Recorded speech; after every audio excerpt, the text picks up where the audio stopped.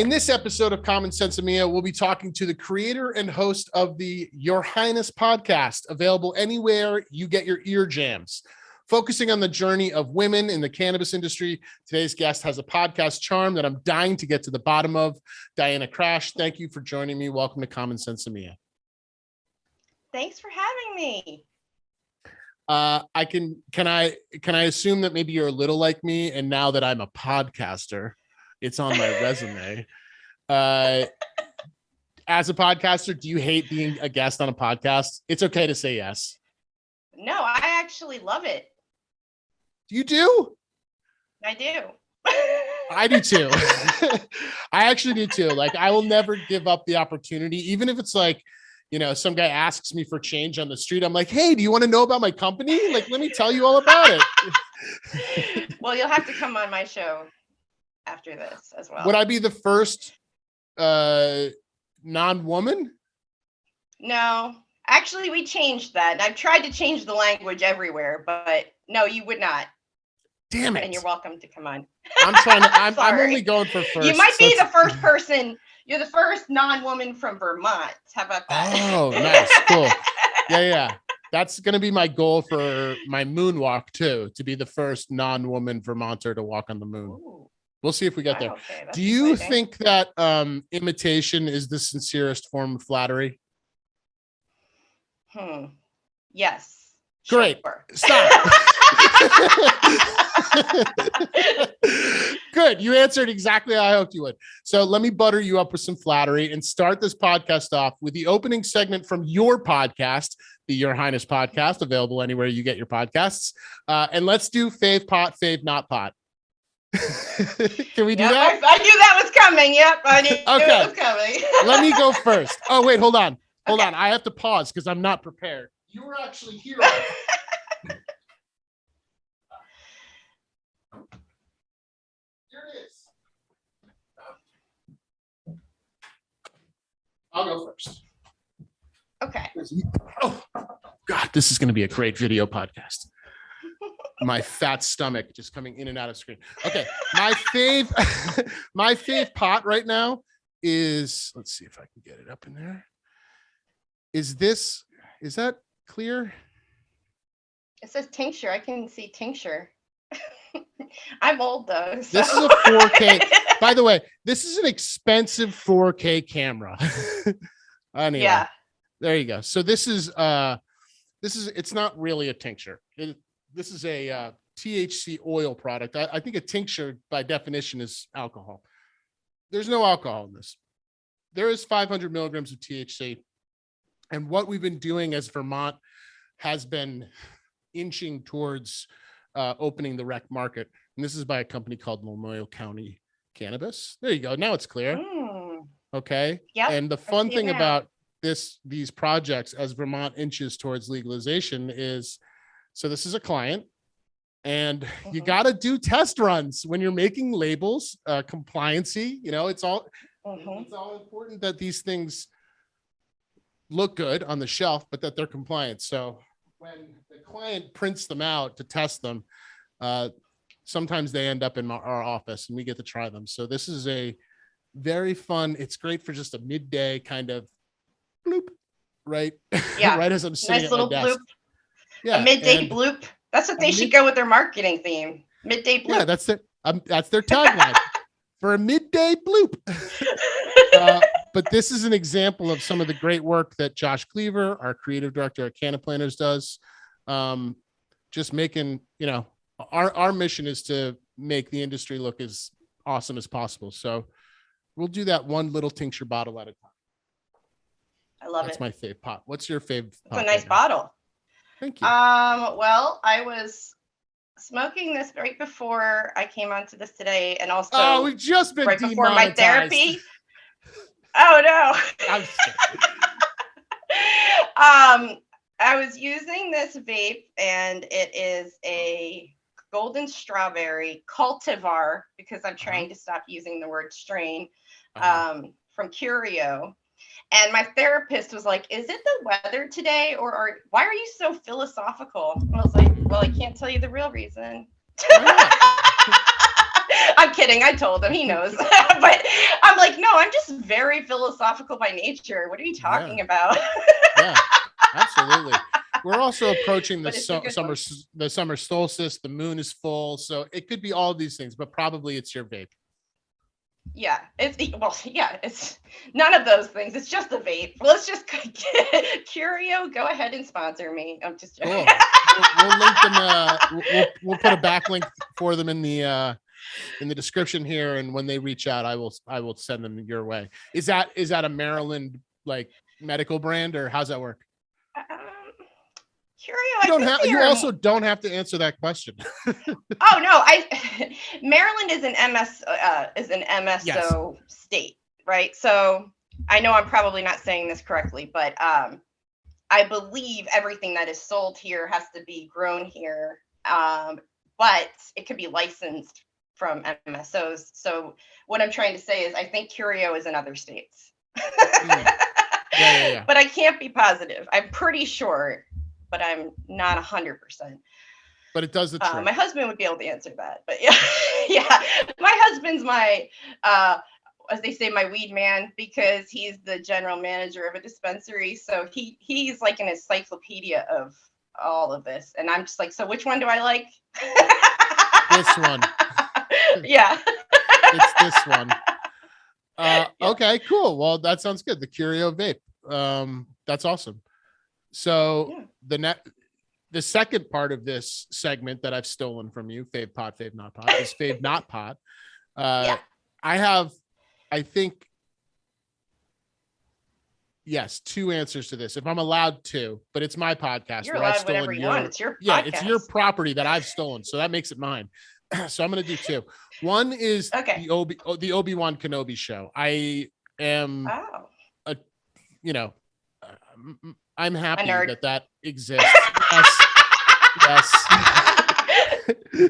Yes, I am very happy that exists. I love seeing you and McGregor on the screen again, wearing those tattered robes. That's one thing I can't get enough of. The other thing is my office, and I wish I had a better camera because I would show you all around. But my wife and I have been away from Vermont, which is where I currently am sitting, for like the last 2 years, basically throughout the entire pandemic and even a little bit after. We've been in New Hampshire, so we hadn't been spending barely any time in Vermont. And we, a couple of weeks ago, said, we're going back, like, even if we have to Airbnb for the next 6 months, because there's a housing shortage in this country, you may have heard of. Right. So it's hard to find even a crappy rental. So we're Airbnb-ing for the next 6 months. Anyway, wow. We're back at the office. There's more stuff here now that my wife and I are I don't want to say we're living in the office. We're definitely not, but my sneakers are here. All my comic books are here. All the records, all the artwork that never made it to a house now all lives here. So the office is feeling good. It's nice to like just be in the energy of this company I built and hadn't really been able to be with for the last 2 years. So right now my fave not pot is being in Vermont at my office. I love it. I like being. That's lovely. I wish that was my fave not pot. I can't wait to live in Vermont. Are you going to move to Vermont? We'll get to that. I want to. What's your fave not pot? Yeah. Is it Vermont? All right. I was trying to distract you. Jeez. Okay. I'll say it is this right here. It's my Brita. It actually filters the water as you drink it. I was trying to get it into the screen here. There's the camera. And and so you can see, I don't really record with video, can you tell? But anyway, this straw actually filters the water as you're drinking it. So you can fill it up anywhere. Yeah. I guess since you did two, I'll do two. You can do two. All right. So this is technically pot related, but it's this current issue of Sweet Jane magazine, for which I contributed 3 articles, but one of them was really, really close to my heart because it's about the childcare crisis that we are currently experiencing as a country, and about how the cannabis industry needs to pay attention to that. Okay. It was really hard to place that article, so I'm really happy it found a home, and I hope that everyone gets to read it because it's a we'll great direct issue. people to it. Maybe you can give me a link if it I was will. published Oh, yeah. online. We'll link For it in the sure. description below. But can you maybe Cliff Notes it for us? That's an old version of Spark Notes. Can you Spark Notes it for us? Why? Hey, I used Cliff Notes. I only used it one time. Sure but anyway, sure yeah. Just that one time. Yeah. So I mean, I think that there's crisis. there's an employment shortage just throughout the entire country. Like people kind of didn't go back to work after the pandemic. Well, and so a lot of that was childcare workers. 80% of childcare workers left the workforce in 2020. So you combine that with the fact that there is a recession happening, even though they haven't said it officially yet, and they have to keep the cost down for parents. So they are really unable to pay the workers a fair wage, the way that it's set up. So my whole viewpoint on this article was like, the cannabis industry cannot say that it is trying to be more equitable than other industries if it's not concerning itself with the childcare crisis, because I'm pretty sure there are a lot of people in this industry of children. So I think companies need to do there's more. A couple, at least one or two. And I understand it's a lot of money and there's a lot that goes with it, but also in my research, I found too many people were quick to say that, just it's a new industry, it's expensive, it's this, it's that. And it's like, well, okay, so how can we work around that? What are the alternatives? Because even though there are articles still appearing saying that women are taking over the cannabis industry and all of this, they're not, because they can't. I mean, if you count the women who are working at home with their children, but they're also managing a full-time job and they're doing the housework and this and that, and they're compartmentalizing all of it. Yes, you can say this is a good industry for women because yes, they can work from home. But as anyone with tiny humans can tell you, it is not that easy. You can't just get work done when your children are running around like starting fires, and they need nourishment and they need to thrive as well, So yeah, I can imagine it's, the bulk of the cannabis industry is on the retail side. For my company, I haven't seen Josh Cleaver, my creative director, in years because he can't come to the office because he's got kids and so that's okay. That's just part of the world that we live in now. But I understand that kind of inclination to, lean on the excuse crutch of this is a new industry, we just don't know what we're doing. Right. Meanwhile, like, yeah, that's not entirely true. Most people building companies in this industry have had experience outside of the industry. So there's just like kind of normal thing, like right now, for example, like for us, we are a startup and we're not funded, right? So the steps we take have to be calculated, have to be budgeted out, to the day, really. Like, it's cash in, cash out, very thin margins. So right now, I'm trying to figure out healthcare. It's like, people don't. But I'm sure once you get funded, you'll think about that, right? Like, I'm thinking about it. That was really my whole. Yeah. Exactly. I mean, I did find companies. March and Ash was one, which isn't local here, so I don't really know, but I know they're in California, I believe. But there were some companies who are really trying to do whatever they can to make it easier for even the bigger companies. There were some. One of the bigger companies that I found was giving childcare reimbursement wound up firing one of my sources right before the issue was about to go into press. So I had to pull her from the article. So, I mean, it's just like that kind of a thing it was an illustration of how frustrating this is, because even trying to have just an open and honest discussion about it, there was a lot of pushback, like, well, we don't want to sound like we're criticizing people and we're not, it costs a lot of money and this and this. Like, I get that. Yeah. I get it. Trust me. But, like you said, you have it in your head that it's going to be something at some point, right? Like Oh, you are absolutely. factoring it in there. Yes, And so many absolutely. other people, right? And you can't just say, okay, work from home, that's it, we're done, call it a day, right? Like that's just not enough once you get funded. I should add that caveat. Once you get funded, once you Yeah. have the money and the resources, saying, okay, we offer remote. Remote is great.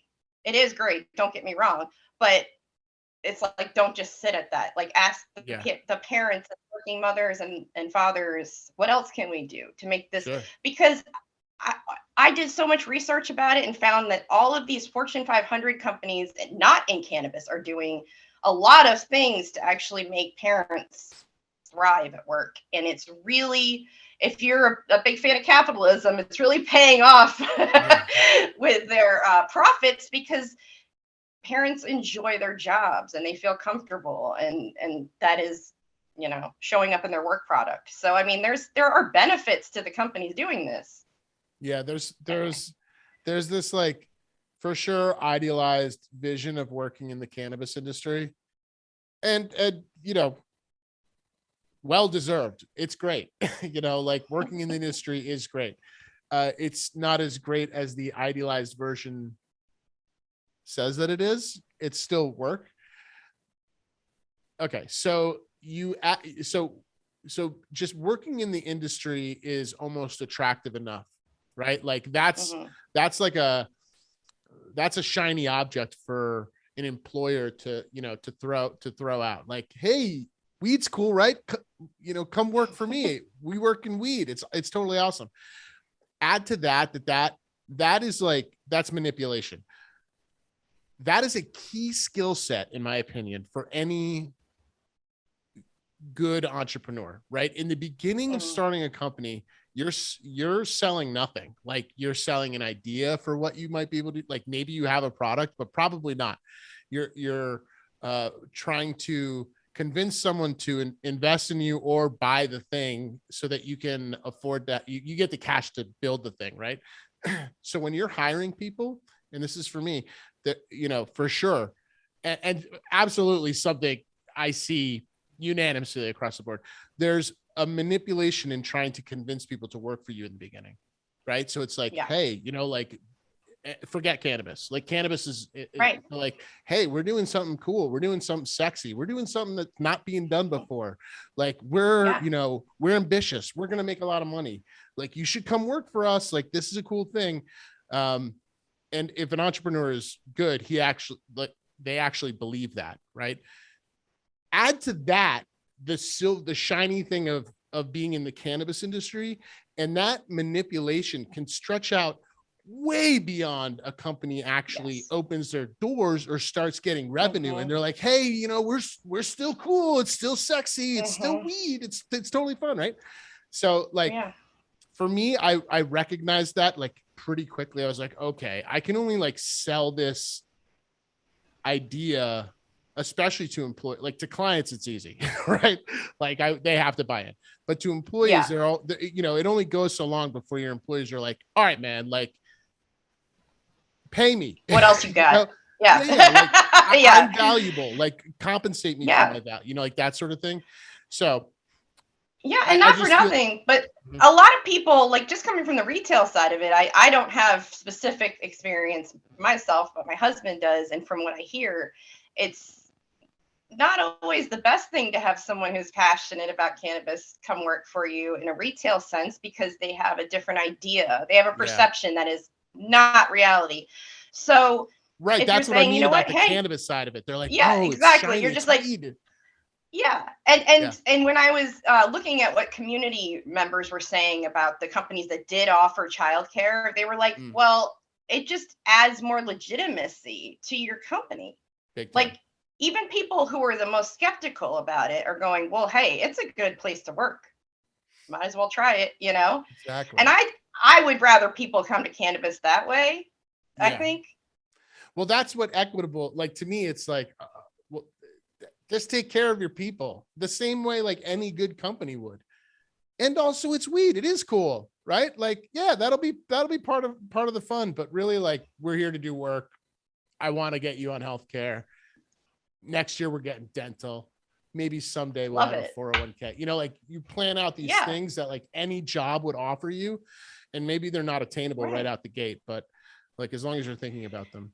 So I heard and some of it, I'm sorry, I didn't mean to cut you off. I was just going to say one more thing. What I did learn that some of it was my own ignorance, because I'm thinking, why not have on-site childcare? Well, duh, because a lot of states don't allow you to have children, anywhere near anything that has to do with cannabis, even if it's not touching the plant. So I did learn a lot. Sorry.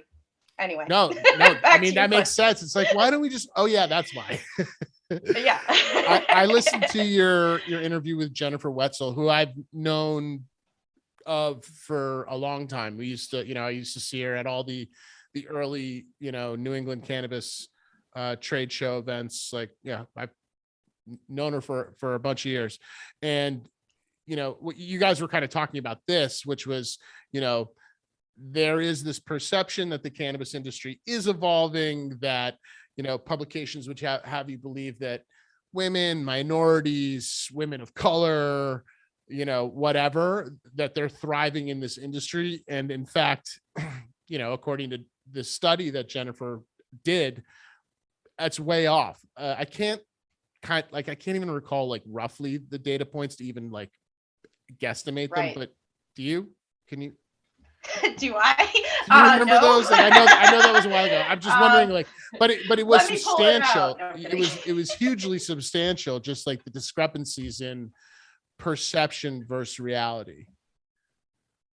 Right, exactly. And I could have prepared for this podcast, Diana. I could have actually looked.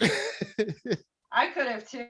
Hey, you know what? No, but it is. I mean, just to talk about generalities, because it's kind of funny. I actually spoke to Jennifer for the first time about 4 or 5 years ago. It was like right when the podcast was beginning, and she was just beginning this project. And I was like, oh yeah, that sounds great.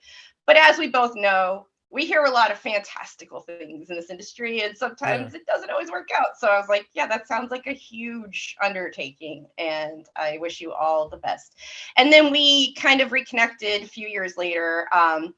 Anyway, the whole thing is that just seeing in that time how my attitude has changed and how I've found out the reality of the situation. Because when I first met her, I was still very positive about, and hopeful. I was hopeful about women's ability to maybe make a change in this. This could be different than other industries. And the people who had already been in it for a long time professionally were saying, yeah, it's not happening. It's nice try kind of a thing, like wake up. And now I'm that person. And when people approach me and say, oh, it's so exciting that we have women taking over, and I'm going, well, no, actually they're not really taking over, because back like 4 years ago, I think it was like 4 or 5 years ago, they did a study, and it was something like 30% of women were in executive roles, and now it's 13%. But then what Jennifer pointed out was that you're not comparing apples to apples when you're talking about the cannabis industry and other industries. Like, that's what I was trying to touch on earlier about, yes, technically speaking, it can help provide more opportunities to women. But if you look at it, like really look at it and focus in on, are these women getting benefits? Are they working jobs where they have job security? Do they have any kind of ownership in the company? Or are they working from home and doing it completely by themselves and saying that they're in the industry? I mean, so it's not really a comparative model. Like when I was working in real estate, I sold a house, I got commission, and that was it. I was done, right? But with cannabis, anything I've done in cannabis, it was the lines are blurred so much between my work-life balance is not there. And I'm working on that myself, but it's not the same as it was when I could just go clock in at a job and then clock out, because cannabis is political, it's personal, it affects all areas of your life. And so if you're a true advocate and you're really trying to normalize use in addition to whatever you're doing, it is all encompassing. And so it's just a matter of like parsing through the language. It's like you can broad stroke it and say women are doing really awesome in the cannabis industry, and if you look at certain spots, bird's eye view, sure they are. It's not like it's being broken out by like revenue tiers. Companies who are doing $0 to $1 million a year have this kind of representation, and then MSOs who are doing 10, 20 million, whatever, have this kind of representation. Exactly. It's like just a blanket statement across the entire industry. Right. Yes. It's like how many of those people are influencers or podcasters or it's all that kind of a thing. So yeah. Well, I mean, it's still important for there to be representation in like those smaller sectors, right? Because absolutely, wouldn't they eventually, does it trickle up? Like, is there, does more representation lead to more representation? You don't think so? I don't know. I mean, I don't know. I guess so. Yeah. I mean, let me think about that for a minute. Yes, it does. I mean, it's definitely like a heady question, like.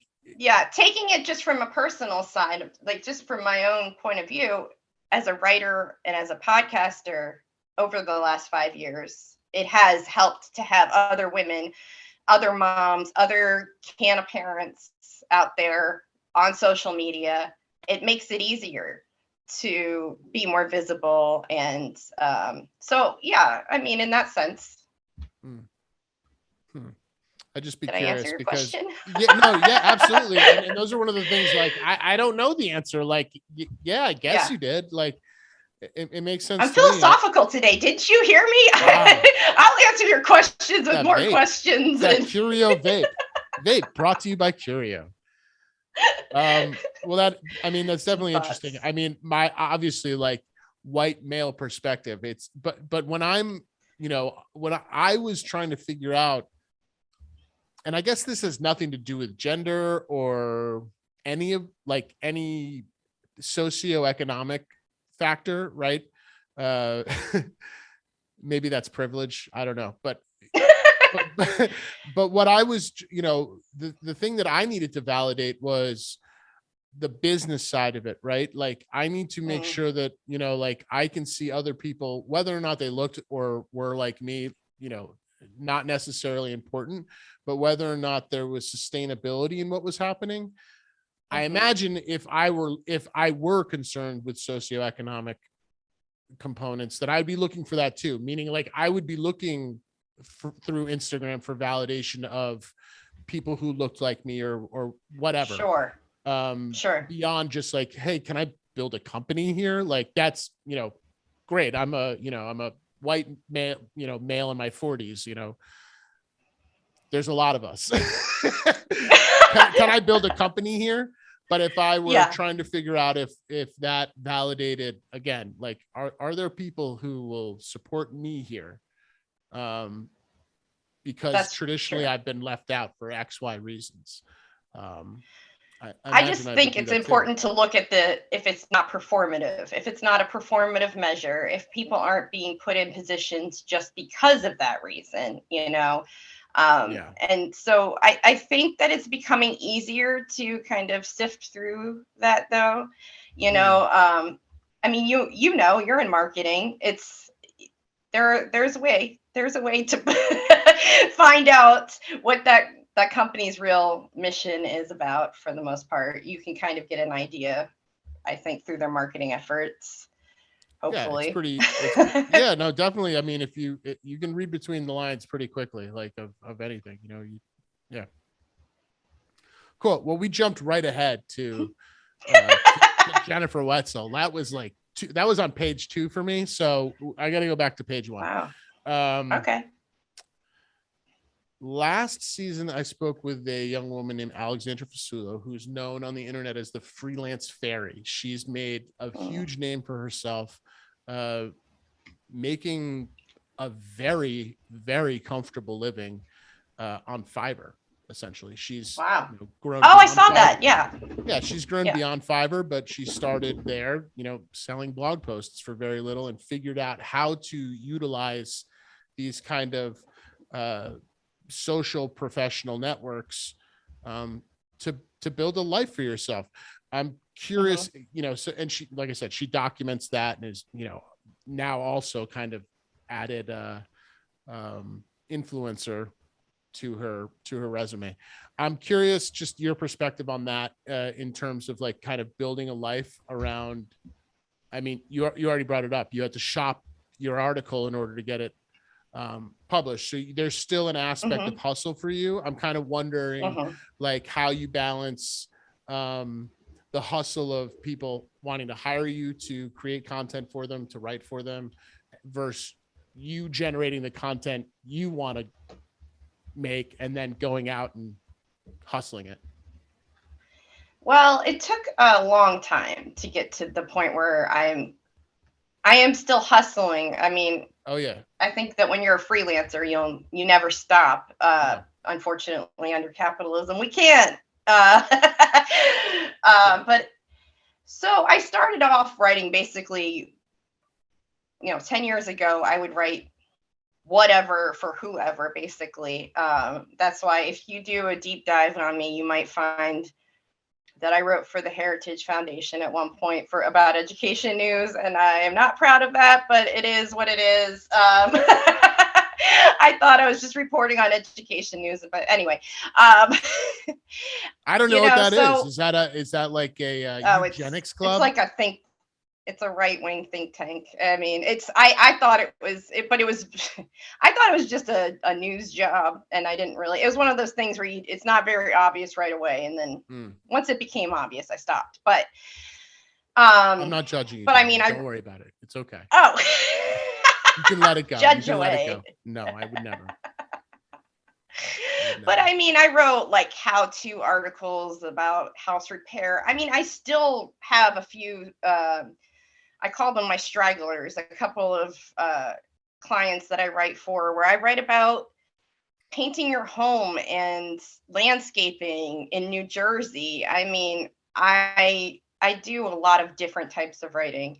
So that didn't really answer your question, but I I still have some level of hustle is what the point I was trying to make 10 years later. It's just when I start to think, okay, I have a few publications that I can count on. I have a solid description of being a monthly contributor, then the publication folds or something else happens. And so it's a lot of adjustment, a lot of pivoting.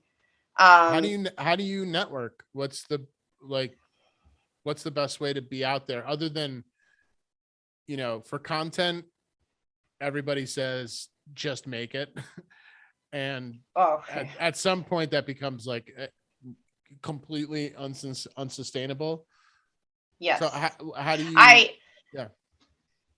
I don't create enough content now. I mean, I think when you and me both. I know, it's like once you create so much content for other people, it becomes very laborious, I feel, to do it for yourself.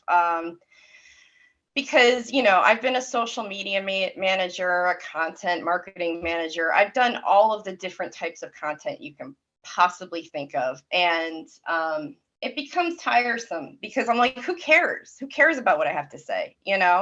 So I sometimes have to talk myself back from that, like,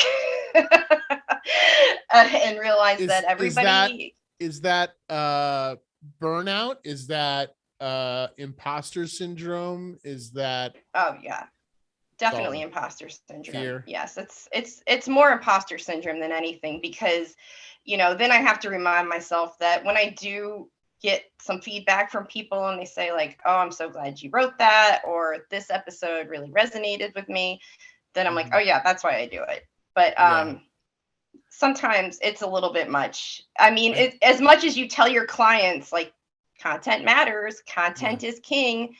But my thing has always been evergreen content. I'm a big fan of evergreen content, and I love a good website that's filled with it's content that is relevant at any time of year. So like this childcare crisis article is a good I keep going back to that, but I actually had to argue about it being evergreen. They were concerned about it being evergreen. And I'm like, well, I've had a childcare crisis since the 80s.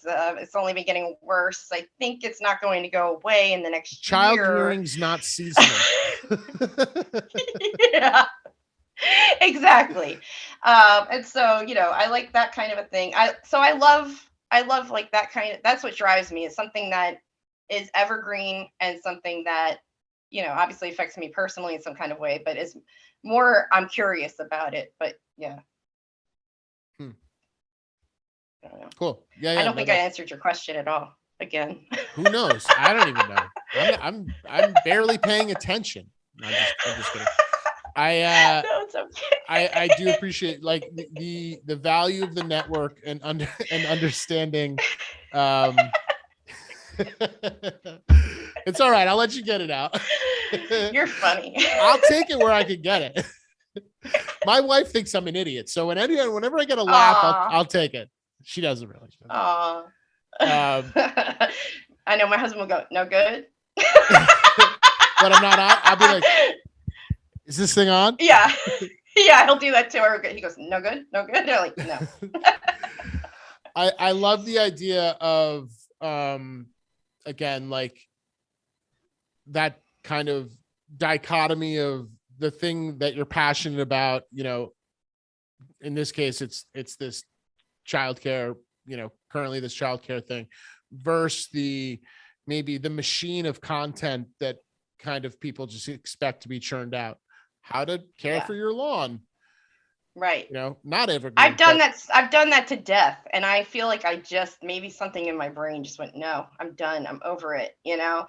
I mean, I've done the keyword stuffing. I've done the SEO content. I mean, the long form blogs, the short form blogs, the videos. Oh my God. Yes, this is how it is. Right? Digital marketing is always changing. It's always changing. I can't complain because it's the biggest driving factor of this company right now. So I can't complain. I don't read a single blog post we write. I don't. No.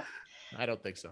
Maybe. Well, I don't think many people are reading anything nowadays, to be honest. I think audio is really the way to pivot. I think this is the new pivot, is audio. Yeah. And not really new, but newer. The thing we're seeing is like finding those blog posts that are performing well, those maybe slightly more mundane blog posts that still have great value, and then turning them into video content or mostly like YouTube content. But that's definitely a way, part of the science is like, okay, I want, hey, Diana, please write this blog post. And then the blog post comes, and then most people think it just gets thrown up on the blog. Meanwhile, if you're good at it, which we aren't always, but if you're good at it, you're turning that blog into like 15 other things, so it's a couple Instagram posts and, whatever, a reel, in this day and age, everything's got to be a reel. So 12 different tweets. Yeah. 12 different tweets. I haven't been on Twitter since 2006. So what? Yeah, it's real. Wow. How are you in digital marketing and not on Twitter? Come on. Oh, I hire people to be on Twitter for me. Well, that's a good answer. Yeah. I can't. There's just like, there's a vibe, there's fun. Twitter's great, but it's one of those things that like, it's a dumpster fire, and I love dumpster fires. So, yeah. So if I get too close, I'll just be like, that's sweet, sweet burning trash. Let me get some of that. Well, I haven't been on Facebook in like 2 years. I mean, I go on for 5 minutes every few months just to check things, but I will not go on Facebook. I can't. Yeah, no. It's just too much. My mom got a Facebook account, and I was like, I'm out of here. Yeah. That was it. You started a company called the Good Vibes Marketing Agency. It looks like you made a pretty solid go out of it. What was that experience like, starting your own company? That's kind. 3 years. I mean, you got 3 years logged on your LinkedIn account. I mean, that's a solid go. But I mean, agency, it was mostly just me at the end there. I get it. So, I also have an agency, so yeah. Right. Yes. Well, I definitely put the cart before the horse, but it was like one of those situations. See, cannabis, I feel like this is another reason why it's so different than any other industry. You have to put the cart before the horse a lot of times. And so I had a What does lot that of mean for you? digital marketing. Okay, so what that means for me is I had a lot of experience. I worked for a lot of different agencies and I was doing freelance work and I was seeing a lot of things I would do differently. And so I was like, well, let me come up with what I think I can offer people that is in my mind different. And I had the business cards printed out and I had a marketing plan for our own growth.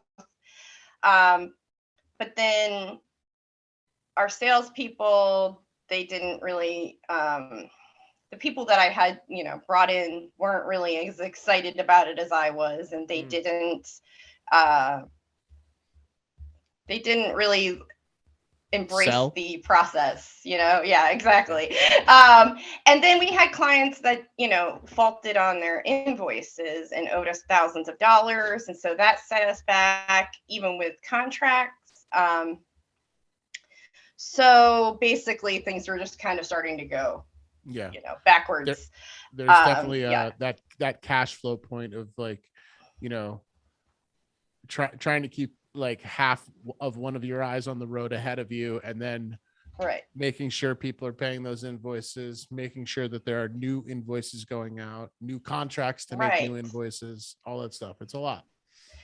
Yeah. I mean, people say, oh, when you're an entrepreneur, you have to you have to wear 10 hats and all of this. But like, I was trying to wear 20 hats and it was too much. Mm-hmm. And I know now, if I need, but going forward, I would make sure that I have a lot more figured out before I start.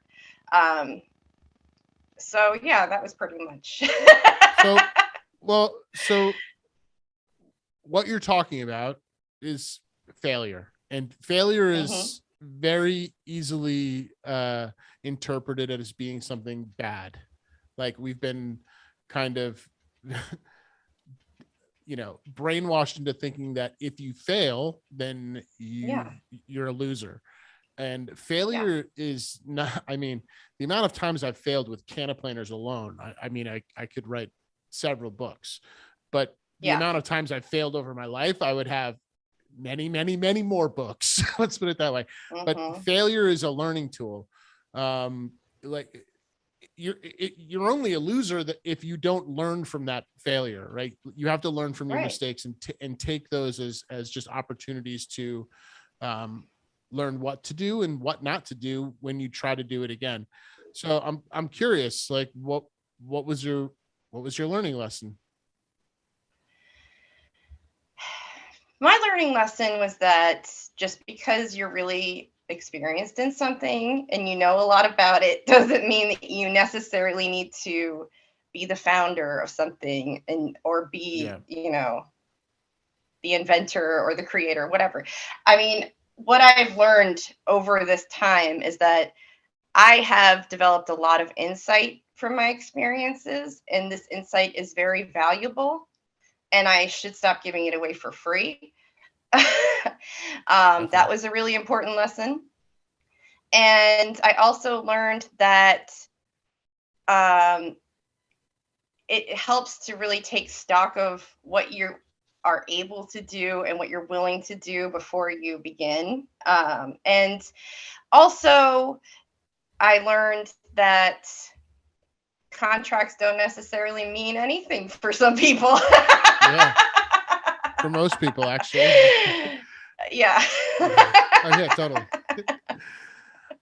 Those are, Diana, like all things that I can absolutely relate to. And those are learning lessons. Those are ways in which I've, failed myself again, just doing those things. And like, part of it is, for me was, I think, I don't know, like entrepreneurialism is kind of like drugs, or maybe like being a priest. And I don't mean like the gross parts about being a priest. I mean, like those are wildly different things. Well, Yes, they are. What I mean is like the I don't have a choice. I've been called here, or I'm addicted to this. that was the analogy I was trying to make. Oh, okay. I was like, I can't live without this thing. It's heroin. No, oh. that feeling of like, No. there's no other option for me. And not because I'm optionless, but because like, this is my calling. This thing has presented, and in my case, it was CannaPlanners. This thing has presented itself to you. And no matter what the fuck up, you have to figure it out, because there's no going back. There's no like going to clock into a job again. You've tasted what it's like to not do that, to live a different life. And for me, there was no going back. But you're goddamn right. I recognized every one of those. I hope most of them, those failures, like quickly. And I either, pivoted or didn't. Right. I think I got scared because, we just talked about the hustle, and it's like, I have a tendency to start to freak out. Freelance life can kind of go, woo, right? Yeah. And sometimes when I'm in that downturn, I go, oh, I need more work. And I start like putting more on my plate, and I put way too much on my plate. Oh my God. And so I'm trying to refrain from doing that now. And my therapist told me to wait a beat before I respond to somebody and say, yes, I'll do that. Give it 24 Have you learned hours. to say no? Yes, I have. Actually, I just did that this week, and it was really great. I've said no quite a bit. And it's funny because the moment I said, that's it, I'm done with digital marketing in cannabis, that's when people started to reach out to me and ask me if they could hire me to do something. So and it was almost like anything. Yeah. Like, we want to pay you to use what you've learned over all these years. And then it was like a light bulb went off. Like, okay. Oh yeah, I should be doing that.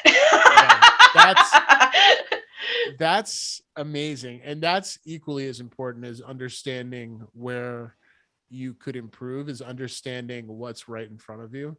Because I mean, I feel like I'm pretty self-aware, but there's for sure times where I'm like, wait a minute.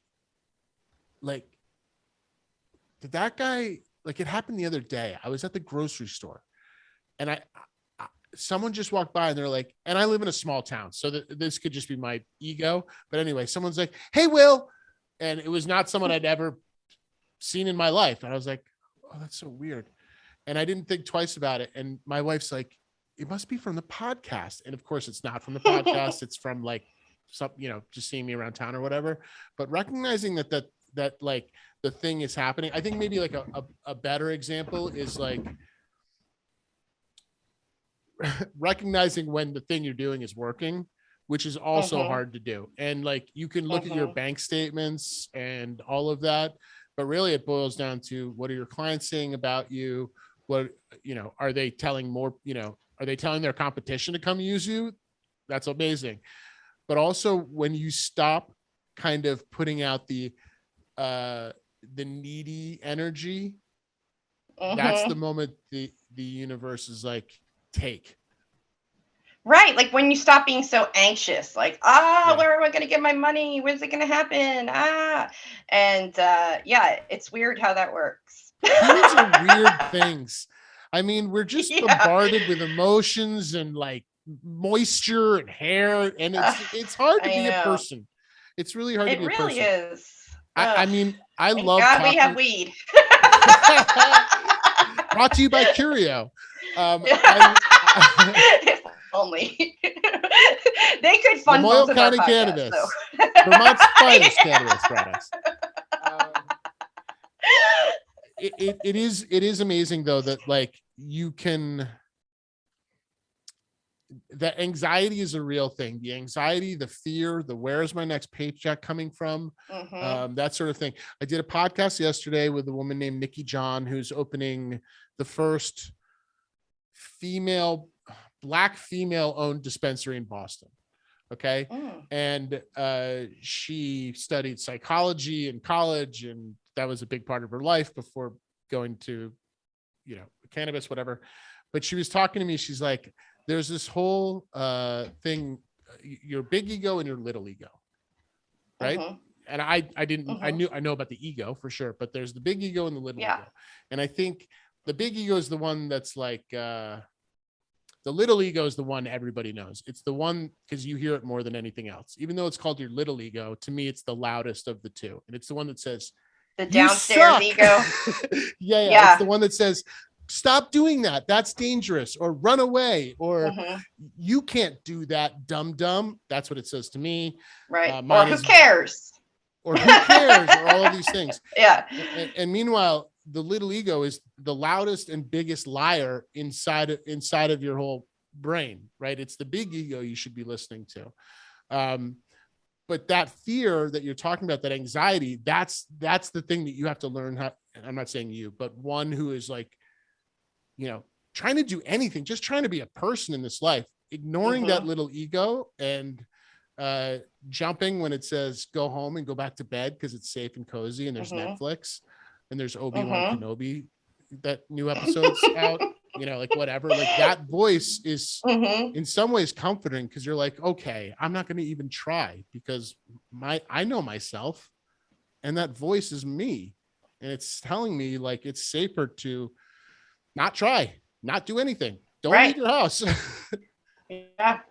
You have to. I saw it on Instagram the other day. Someone said something like, your only competition is your ego or something like that. And it's like, basically was saying like your ego will keep you from succeeding by letting you procrastinate if you aren't really being mindful of that. I mean, that is something I'm definitely working on in therapy right now.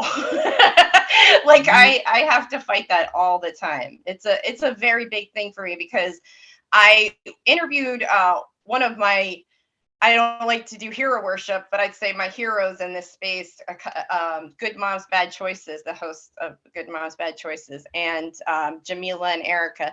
And they were like, we don't know what you look like. And I was like, yeah, that's because I'm not very, visible in my marketing or promotion. I mean, I don't do video. And so then it really got me thinking, and it was like, why not? And also that's not very accessible for people. Like they want to know what I look like because then they can associate my voice with something and then it helps trust what I'm saying more, so I'm trying to get through all of that and talk to myself in the logical way instead of illogical, saying, who cares? It's the most important lesson I think I try to pull out of any guest on this show is like, yeah, everybody's got that.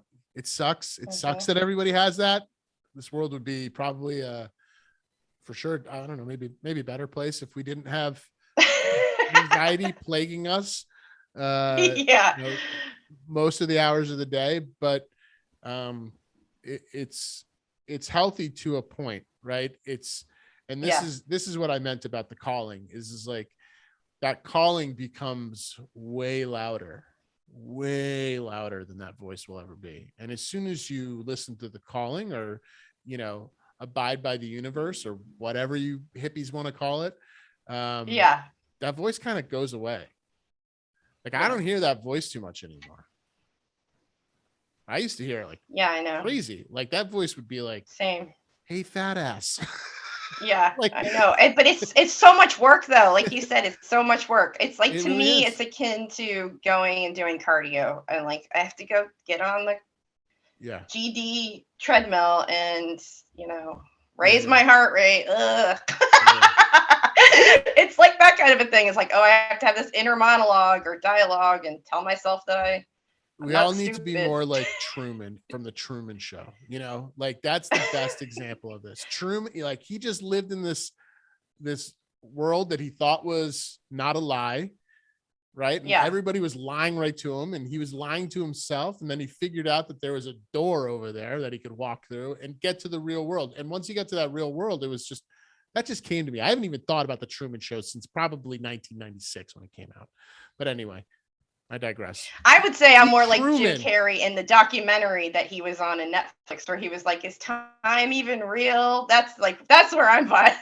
You You're talking about how he's idealistic, and I'm on the Jim Carrey that's like, nothing is what you think it is. And I still love the Jim Carrey that's coming out of the rhinoceros's ass. So that's the one I think about. So following the Good Vibes marketing agency and that fizzling out and you taking these life lessons, where did podcast, because you have been podcasting for a while.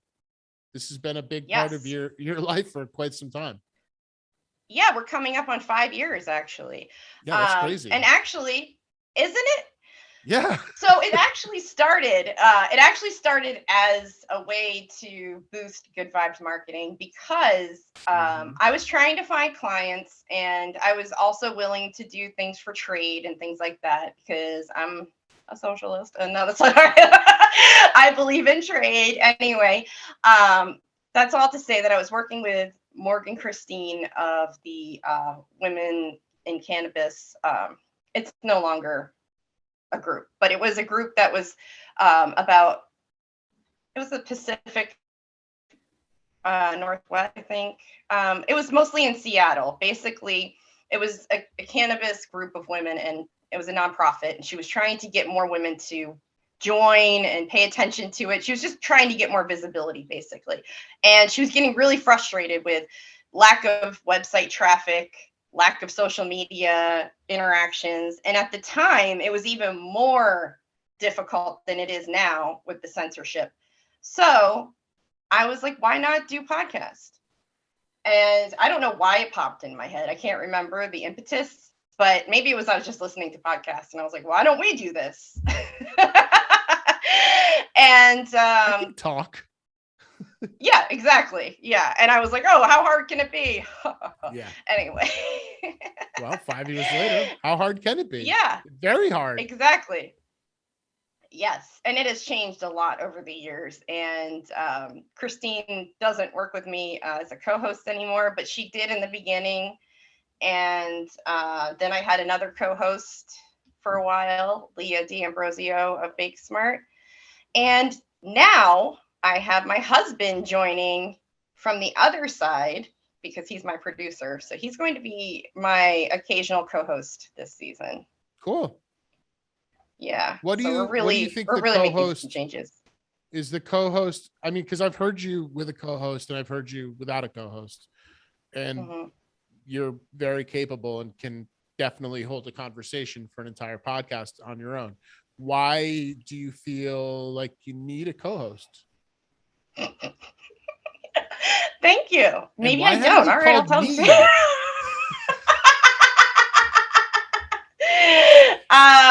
Yeah, no, that's a really good question. Well, he's not going to join in every conversation. It's basically, we're changing the way it's set up again. Like in the beginning, I had it so that we had a segment in the beginning. We would talk about a topic, me and the co-host, and then we would have guest interviews after that. Right now, how it is that I am interviewing guests, and then that's the episode. But I'm changing it to be more about a discussion in the beginning, and then later on in season 6, you'll see it more. But I'm going to be tailoring certain episodes to certain themes. Like I just started a B-side this season. What's that mean? And see, I should have thought about that a little bit more. I thought more people would be like, "Oh, B-side." Oh, like as in Let It Be and Lady Madonna. All right. No, yeah, the B-side to I'm old. Let It Be with I'm old. Okay, your record. I'm old. Your B-side to your record. Yeah, yeah. So it's like we're doing right now. It's a trauma series, and so it's about all the ways that trauma impacts different areas of your life.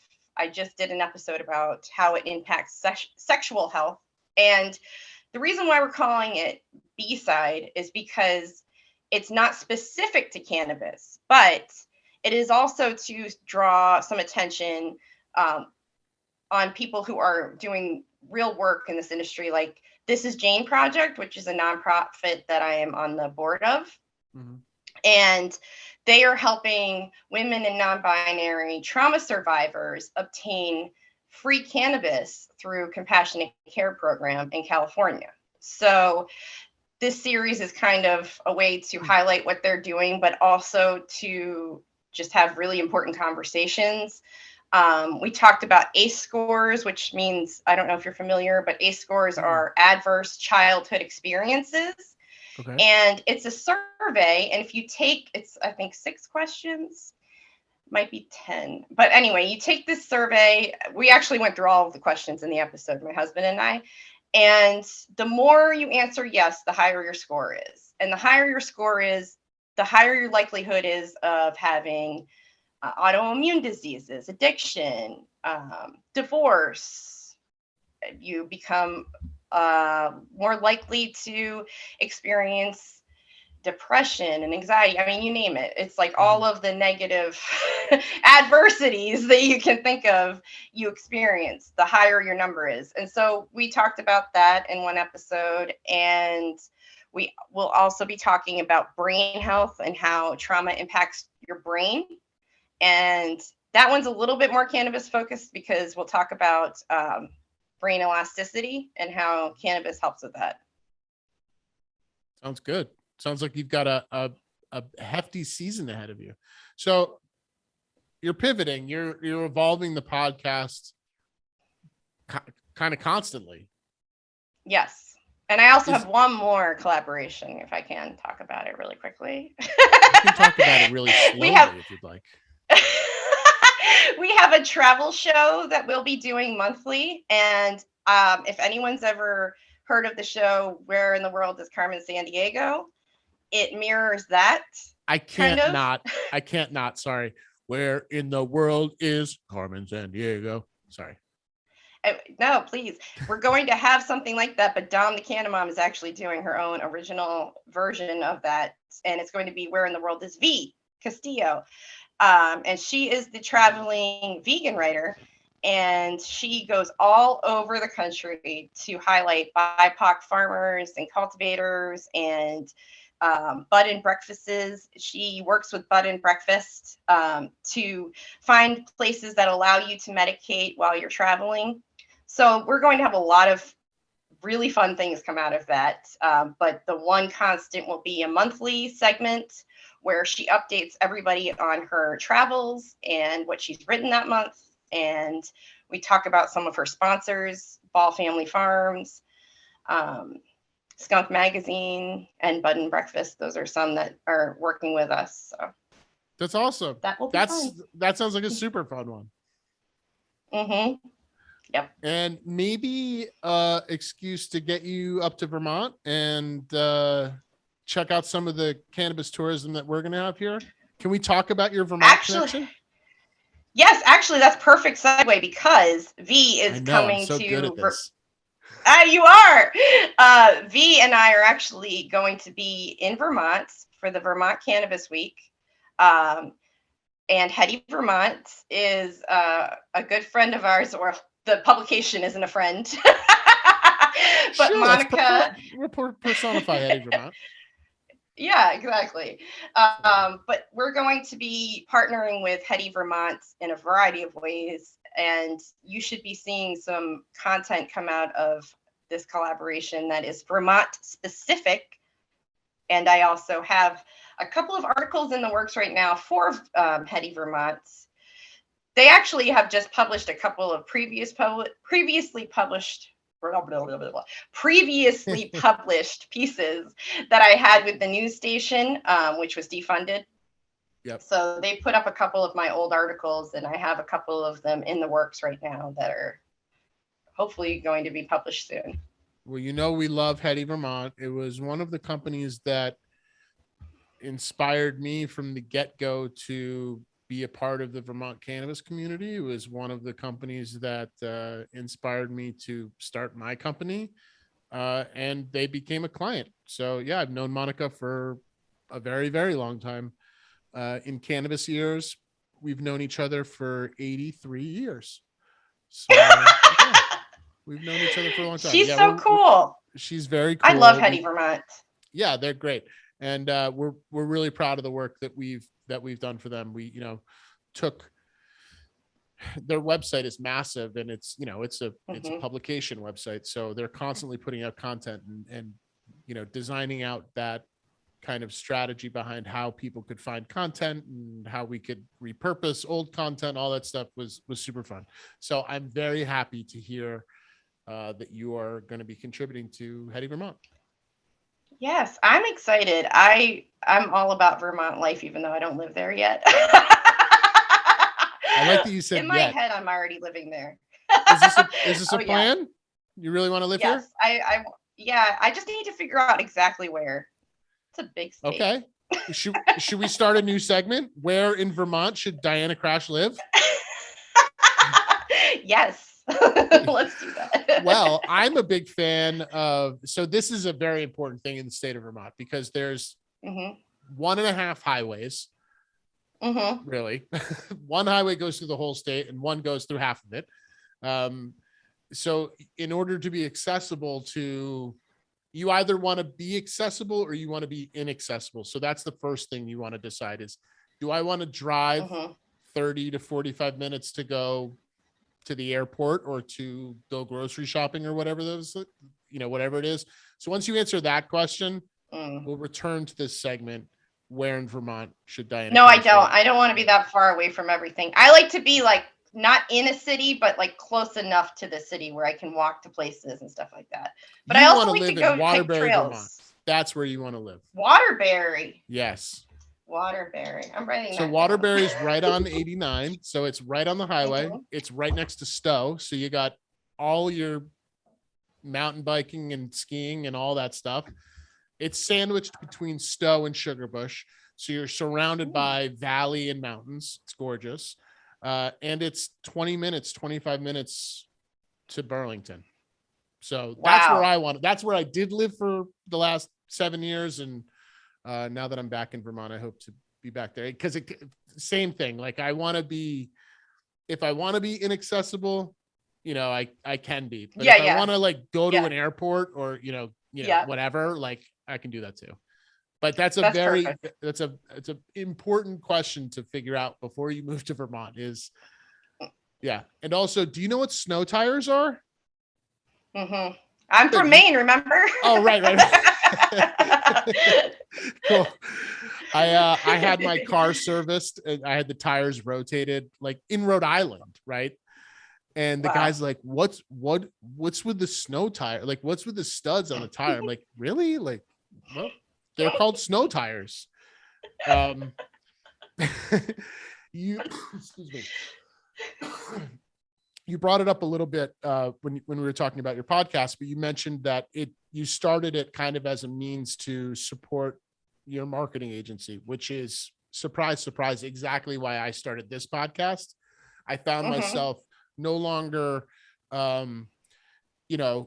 going out and shaking hands with potential clients. I now have salespeople. My responsibilities in the company changed, although I still wanted to be, a thought leader. I don't want to be a thought leader. I don't care. The people who are in charge of marketing of this company suggested I remain a little bit in the front and do things like this in order to put out content primarily, but also to help market CannaPlanners. I'm wondering See, that's what I should have done. Well, so you're saying all that. I'm like, see, that sounds what I should have been doing that. Yes, I don't know, because I mean, when I started, I understood these kind of self-serving, nature of podcasts, because every podcast I've ever been a guest of, it's not like, I haven't been a guest on your podcast, but most podcasts I've been a guest on, that person wasn't even me. I'm not a podcaster. I'm the CEO of a company who does a podcast. Right. Like it's a thing. It's like a hobby I have, a professional hobby I have. I'm kind of curious on your view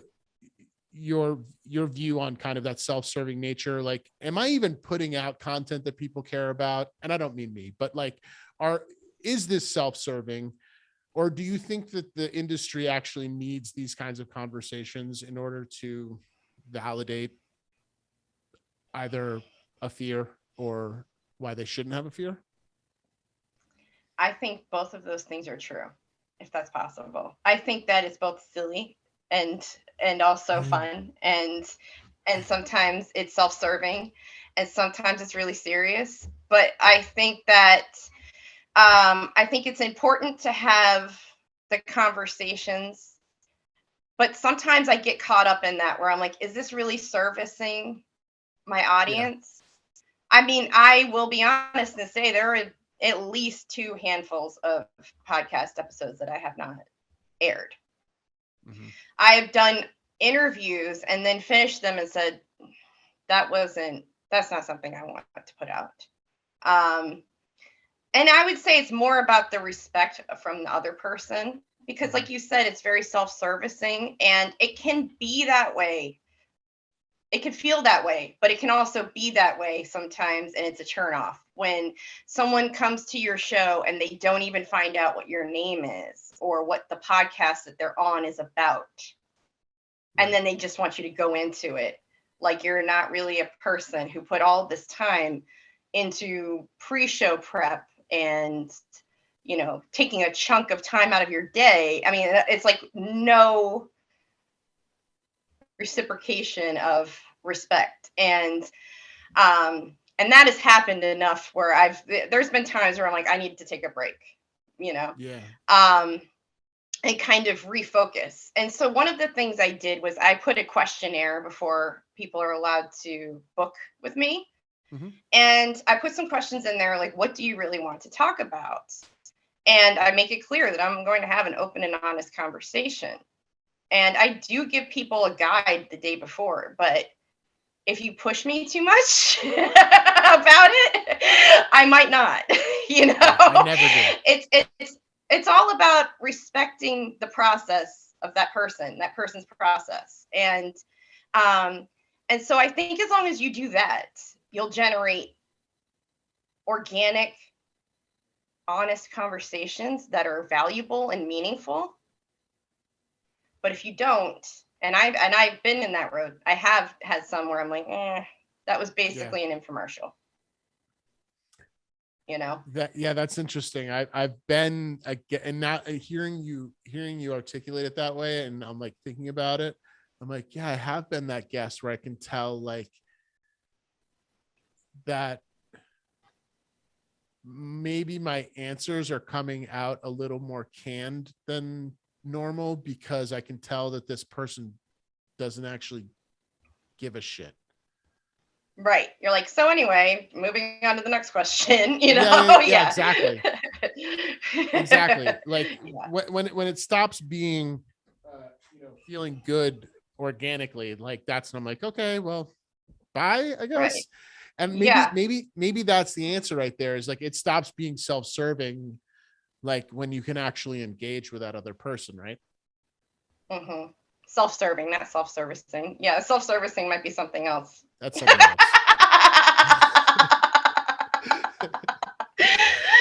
We'll talk about that one on the next episode. Your after hours. My Common SENSimilla after dark. So with that in mind, what are you hoping your impact on your listeners is? I hope that they learn something new. I mean, I listen to a lot of podcasts that have nothing to do with cannabis. I listen to true crime and politics and all of that. And if I can stay interested, then it's usually because I've learned something new or I'm laughing. And so if I can do one of those things, then to me, I'm providing value for my audience. Okay. I like that. I was thinking about turning this into a true crime series, but I just didn't want to I would love to. I didn't want to kill anybody. I just don't have it in me. I know. I realized a lot of them are just like people sitting there talking about watching 2020 or something like that. And it's like, well, that's not really true crime. Like you're just talking about something you watched. Well, my favorite one lately, and this podcast is old, but I just found it. You know how that happens. I Yeah. can't remember what it's called, but it's about, so I grew up in Rhode Island, and there's this podcast about the mayor of Providence. His name was Buddy Cianci. He passed away a couple of years ago, but he, you know, was one of the most corrupt, the most corrupt politician of all time. He was reelected to be the mayor of Providence from a jail cell where he was being detained for stabbing someone with a pencil or something like that. Like, this guy was crazy, but he was mayor for Jesus Christ. If you just Google Buddy Cianci podcast, you'll find it. But it's like, and I remember living through this, and my dad was a politician growing up, like when I was growing up in the 80s and 90s. So like, he knew Buddy Cianci. Like, it was just like, oh my, like they'd interview people and I'd be like, I'm pretty sure it's my dad's like old law partner or something, like something like that. So like, that's a good one. Wow. I'll find out the name and I'll post I always think about what's going to happen. I always think about that, like when I do eventually become part of a true crime documentary. I'm always like, what's going to happen when they ask me what happened 7 years ago? Like, I can't remember. Where's someone going to find my body? I was thinking more like I'm the suspect, because that's where I always go. Yeah, that. All right. I want to kind of pull it back around, and again, your time is very valuable. I appreciate you very much taking the time out of your busy day to talk with me. I have one last question for you. Okay. If you can give me some podcasting advice. So I have not been doing this nearly as long as you have. I have, maybe a couple dozen episodes under my belt. You have way more than that. So I'm curious, beyond, having the lights and the cool microphone that every podcaster has and like all the bullshit, and knowing how to press. I don't have all the bullshit. Yeah. See, okay, I don't even have all the bullshit. This is exactly, this is the perspective I need. It's not about the bullshit, man. It's about the boundaries. That's it. You have to set boundaries. And that is probably the most important thing. If you have your own way of working and you say, look, I need you to respect the fact that I'm not going to send you questions the day before. And a publicist says, yes, but my client wants them. Then you say, well, I'm sorry, maybe this isn't the show for you. This is how we work. And I've done that several times. And I've when had a publicist asks that back of me, I'm like, I don't write questions. I have nothing to send you. Yeah, and I'm sure they didn't book their clients either. And that's the other thing. You have to be prepared for that, and that's not your fault. That's their fault. That's their issue. But yeah, boundaries are major because otherwise people will expect you to they'll have free reign of your show. People will do whatever they want if you let them, right? I mean, that's pretty much been my biggest takeaway, because in the beginning I was always making arrangements and trying to bend over backwards, and I'm like, well, I guess I could do it at night, I guess I could do it here, and oh, I'm outside walking, I'll do it anyway, it's like that sort of a thing. I do know that. This is and people will say, well, I was just gonna say, I think this goes to like that fear of losing or failing or whatever. If I don't jump on this opportunity, if I don't give this person the thing that I charge money for free, like if I say I can do a thing that I never would say I can actually do, like all those things, the drawing the boundaries, knowing when to say no, like being true to yourself, like these are all things that add to your confidence and just make you a better person, and also a way better podcaster. Yeah. And the other thing I would say is just find what drives you, because, you want people to be able to promote themselves. That's the nature of the beast. But also you want to have your brain stimulated. Yeah. And so don't set yourself up for boredom, Don't set yourself up for the opportunity to space out in the middle of an interview. Yeah. And those are my two pieces of advice. Well, I think that's a lovely sentiment. I have been incredibly not bored for the last hour-ish speaking with you. I appreciate your time. So with that in mind, let's use this next opportunity, Diana Krach, to promote yourself and let the listeners know where they can find your podcasts, more about you, however, whatever. Yeah, thank you. I appreciate that. That's the part I wasn't prepared for. Can you tell? Yeah. So my website, and it's not done yet, so don't judge me, is yourhighnesspodcast.org. And then you can find us on Instagram at Your Highness Podcast and on Twitter at Your Highness. And then for my writing, you can just Google Diana Ashley Krach. My first full name is Diana Ashley, but I go by Diana, my professional name. Your nom de plume. Yes, but please do check out the latest issue of Sweet Jane magazine and also Cannabis magazine. Oh, I actually have a couple of them. Sweet Jane magazine. Oh, I did it again. I put it the wrong. You're okay. see, I don't have all the bullshit. I also wrote something in this one. Moving Cannabis business. There you go. The other way. Global Cannabis Times. And Canna Curious. You're all over the place, and soon to be a byline at Heady Vermont. Well, already one, but contributing more to Heady Vermont. Lovely. And Vanguard. I was gonna say Vanguard magazine. Vanguard Media Online is another one. You can find a lot of my work. Cool. We will post a lot of these things in the description below. Diana Krach, she is the host of the Your Highness Podcast, available anywhere you get podcasts. Please go subscribe, like, do all the things that you do. Support her. She's amazing. She really is a really great podcaster. So go listen to some of her episodes or all of them. There are plenty. Oh, thank you. Yeah, listen to all of them. Nice. Diana Krach, thank you so much for joining us at SENSimilla. I've been your host, Will Reed. I hope I've been charming and funny. Absolutely. Oh? Okay, great. Thank you. Thanks, everybody. We'll see you in the next episode. Bye.